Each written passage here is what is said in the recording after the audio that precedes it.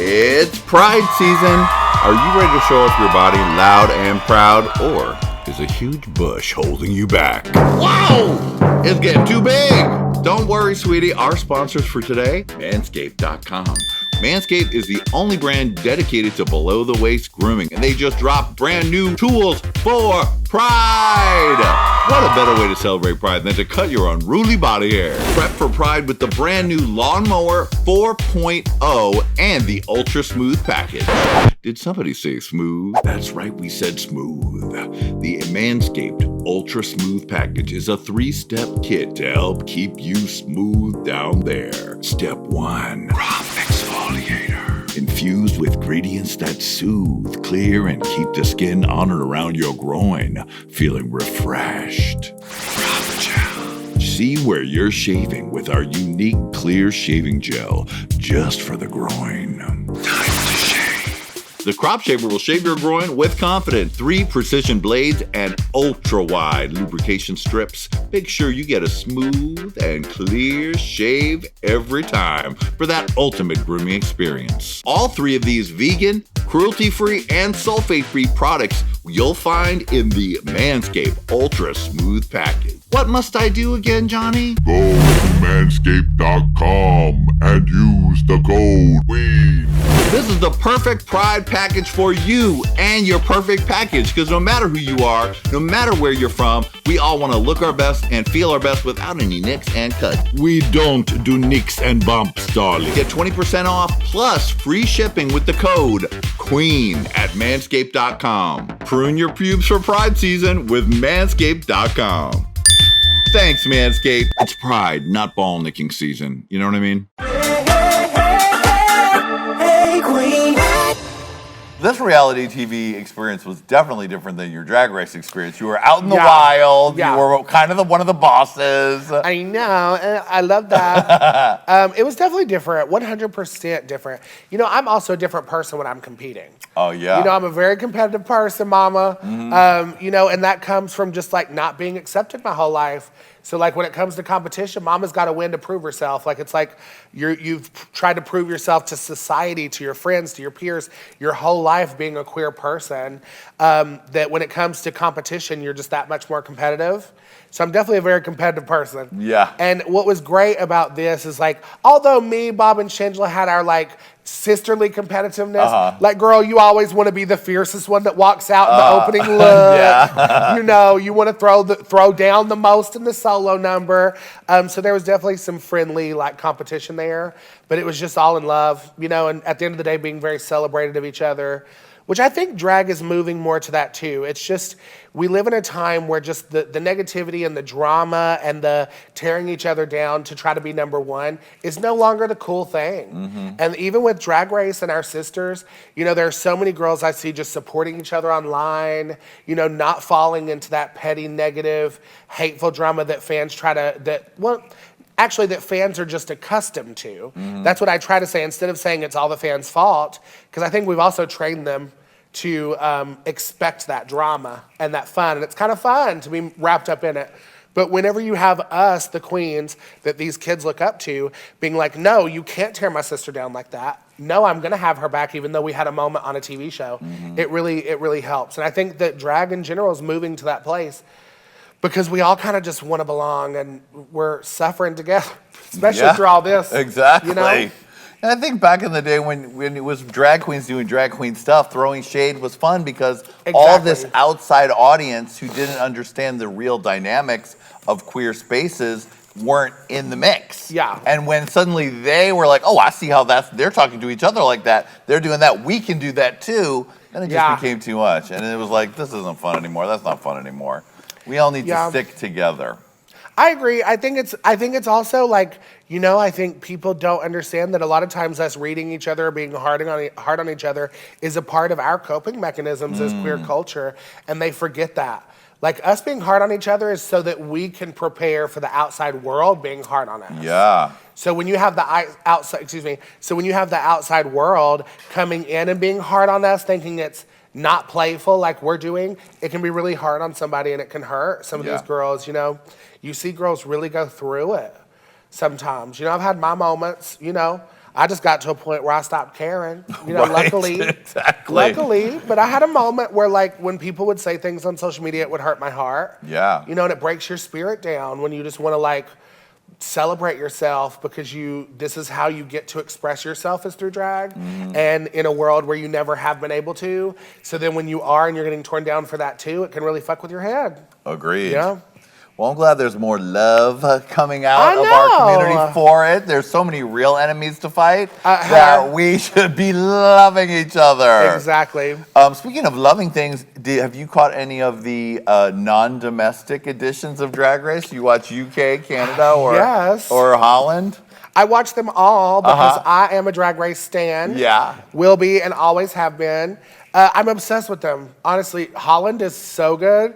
But I do have to say, I've paid more attention to Holland because I have to read it Right. than I have paid attention to any other season. Like, I actually know every detail because I'm like, and then I'll rewatch it. I'll rewatch the scene just to see what they was doing during it. I was like, oh, that's when she said this. Oh. But you know what's so hard is the acting challenges. They don't make any sense to me. Right. At all. And I'm like, even trying to read it, I'm like, no, that writing can't be right. Y'all translated that wrong or something because that can't be correct. Canada's Drag Race was great. I thought Brooklyn did a wonderful job. I'm obsessed with Mackenzie. Yeah. So obsessed with Mackenzie Stacey. Or Stacey Mackenzie Stacey. Her library card, I'm reading it off the top. Right, exactly. No, Stacey Mackenzie, what a diva. She was great. Oh my God, I'm obsessed with her. Great sense of humor, yeah. I just saw her release a confidence video, and she was so inspiring to me. Yeah. 'Cause she was just talking about how to be confident, and I'm just like, bitch, I will listen to anything you tell me to do. I really will. UK's Drag Race, hilarious. I'm so glad they got to go finish. Yes. Right, they just came out on Right. social media that, like, they were able to finish the season, right? Even Two through COVID. two was completed, and by this time we've seen it and we've enjoyed it. But Oh, yeah, true, We true. thank goodness they were able to do it, and the Drag Yeah. Race machine continues, sweetie. I know. More bag of chips for the children. Much better. Hit it, Adam and Much Erica. better. Much better. Yes. Oh, they got it down. Yes, they do. That's one of their favorites. Have you had bag on or any of the UK girls? Not yet. We've talked to some of them online, Oh, like good. doing some of the quarantine Zoom interviews, but they haven't been able to come back yet. So next season, we hope. Work. Now, of course, Eureka, we lost the beautiful Lady Red this past summer, and it was so great to have you at the memorial service. Thank you. It was a and to pleasure. hear the really kind words that you said about Lady Red. You and Lady Red were great friends. Not everyone will know this, but in the second half of season 7 last year, almost every episode, Lady Red was wearing a look that you had given to her. I know. And that was just, it was really special and sweet of you. Oh, I love you, Johnny.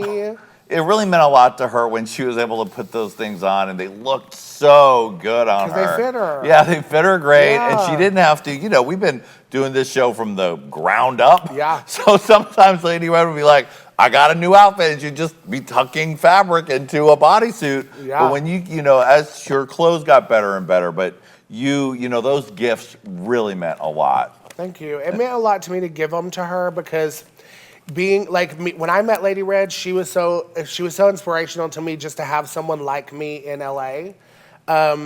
My size, my height, no one understands it like we do as bigger people. Yeah, definitely. We live in a world where the world is not built for people our size, whether height, a thickness, or what. Anyone that knows Lady Red, she was a big girl, but she wasn't that fat. You know what I'm saying? She was very tall. And she's a large lady. Yeah, she was a large lady. We're large, Yep. And it was special to me because that woman worked so hard and would work the door, honey. Uh-huh. She'd work the corner. No, I'm just kidding. She'd work the door. Well. She'd work the nerve, honey. She would work a nerve. And she was just always a smile. And I just knew, I knew that if anyone deserved those clothes, it was her. Just because it's hard for us to find clothes that fit, and it's hard for us to find sisters our size. So I was like, oh, this sister, she's as tall as me. You know, I knew that she would take the clothes and do something with it and make her own out of it. And that's what I loved the most, actually, was seeing the clothes and seeing the rhinestones that she added to it, or the accoutrements that she would add and make her own. There wasn't a single garment, I don't think, that I ever saw except a couple that were hard to touch. They were so fierce, you know. But she always added to, and that's what I loved the most about her, because she was like, you know what? I'm not just gonna throw this on and not put effort in. Like, I'm gonna show my sister, like, this is how much I appreciate it. I'm gonna rhinestone this bodysuit. I'm gonna cut this one up and make it my own. I'm gonna add this, and it was really beautiful every time I got to see her wear something, because I knew what she had done to it too. Yeah. And now that's a hard working bitch right there. Yes. She's like, and I'm gonna add to it, because I'm that girl. And she was that girl. She was. You know, so. The day that you sent over that one big box, I will always remember you because we were sitting in the living room and we opened it up and we're like, oh, but look at this. And then it was like, wait, look at this. They're like, oh my God, she sent you that? That should be in a museum. I mean, it was just beautiful. And I know she loved you. I loved her. I still love her. Yeah. I love her to death. I talk to her sometimes still, you know, her and Trixie both. You know, I think they're together somewhere, probably smoking it up. I sure hope so. You know, floating around, girl, smoking a big old blunt. Definitely. For sure, yeah. It was very beautiful. Do you have a favorite Lady Red memory? You know, honestly, there's a couple, but there's one specifically that I might get in trouble for the world find out this, I don't know. But one night I was Twisted City at the Foo Bar. Yeah. And Lady Red's working the door. Yeah. And I'm just like, I was like, girl, how you doing tonight? You know, and she was like, girl, you know, just trying to make that money. I was like, oh, I got you, bitch. Let's make some money. So I was like, so I started standing at the door like I was the door lady. Yep. And every person that came by, I was like, it's $5 entry. and girl, I collected at least a good like $65. Right. And there's a few people that were like, there's no entry. I was like, there is tonight. There's a special guest. Thank you. Miss Ray Latre, all the way from down the block. Yeah, now someone else told us about that this season. Yeah. Who was saying that you were with Farrah Moan, and Farrah Moan was going, no, baby, you can't do that. I know, Farrah. Of course, Farrah was like, Eureka, you can't. No, it was more like, Eureka, you can't do that. And I was like, Farrah, get your little ass inside of your cocktail, you know?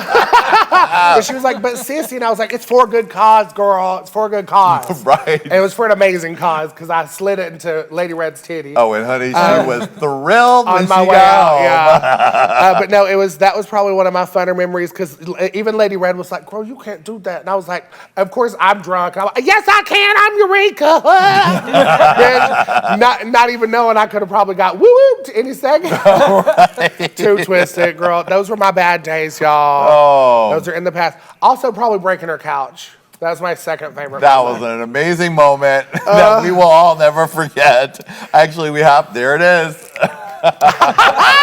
The love to the break. Me dressed up as that big ass child. Yeah. Ooh, she's full grown today. Yes, she's a grown woman. Yes. Now, if you want to hear Lady Red's podcast, So Real with Lady Red, we have all 56 episodes. It was made exclusively for Patreon. Eureka is a guest. We did a two-parter with Eureka, and it was a show that I created so Lady Red would have a place that was all about Lady Red. So, she could pay her rent. Well, that too. I remember that too. She was like, you can make you some money, Lady Red, I got you. A lot of my times with Lady Red were me figuring out ways for her to make extra money so that she wouldn't have to. I'd be like, you know what? You're starting a podcast. We're recording this album. You're doing these things. But you know what? She shut up and did it. She did. That is she was never an excuse girl. No. She could be having like one of the roughest days, bitch, but she'd show up and be hilarious. Like she would always say, she'd say, I'm here. And sometimes that was enough, because if you put the microphone on and go, she would do it. Yes. Oh, I just heard her laugh in my ears. Yes. Oh, my God. Well, you can check that out at patreon.com/HeyQueenTV and so much more. Eureka. Got money. Babe, gotta do it. Thank you so much for being here, sweetie. Thank you. You've done so many amazing things. You continue to just get bigger and greater and doing more stuff for the whole world, but you still remember your sisters over here, Hey Qween, and we really appreciate you. I have to. Thank you, Johnny, for real, for inviting me. Honey, and you've turned it so fiercely that you have snatched a trophy, sweetie! Oh my God! I'm always a bridesmaid, never a bride. Not today! Yeah! Now, honey, Eureka is not going anywhere. She's going to stick around and play. Look at her. So you don't want to miss that. Thank you to my sisters, Erickatoure and Adam Joseph, for an incredible season. Thanks all of you for watching. This is our big season finale. So Eureka, thank you so much for being our season finale guest. We love you. The biggest for the biggest exit. That's right, sweetie. So keep watching, and we'll see you next season on Hey Qween. Bye, baby. Yes!